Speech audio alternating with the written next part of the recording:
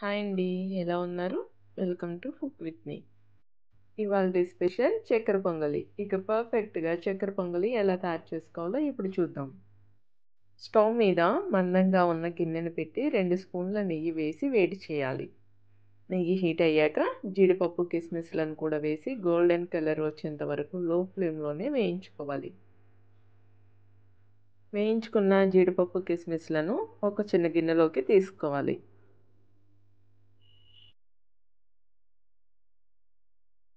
ఇప్పుడు అదే నెయ్యిలో చిన్న చిన్న ముక్కలుగా కట్ చేసుకున్న కొబ్బరి ముక్కలను వేసి 3 లేదా 4 నిమిషాల పాటు వేయించుకోవాలి. ఇలా వేయించుకున్న కొబ్బరి ముక్కలను ఒక గిన్నెలోనికి తీసుకోవాలి.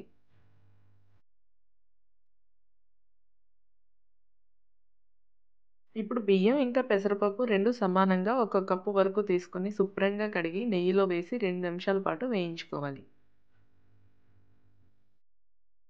ఇలా 2 నిమిషాల పాటు నెయ్యిలో వేయించాక 3 కప్పుల నీళ్లు పోసి అన్నం మెత్తగా అయ్యేంత వరకు ఉడికించుకోవాలి.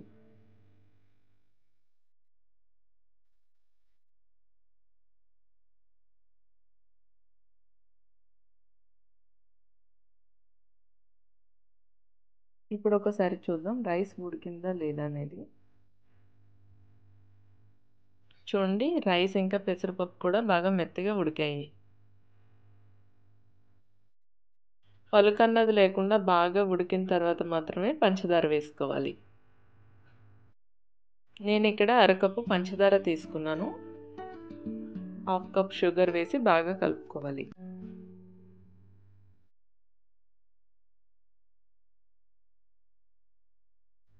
ఇప్పుడు మూత పెట్టుకొని 2 నిమిషాల పాటు లో ఫ్లేమ్‌లోనే బాగా మగ్గనివ్వాలి. 2 నిమిషాల తర్వాత పంచదార కరిగింది.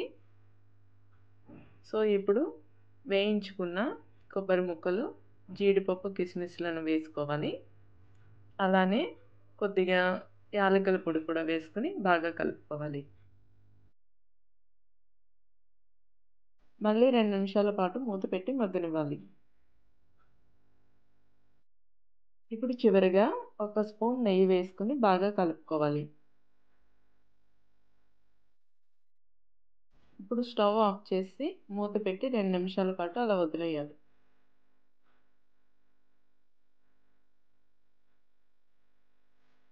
అంతేనండి. చాలా ఈజీగా, సింపుల్‌గా తయారు చేసుకొని వేడి వేడి చక్కెర పొంగలి రెడీ.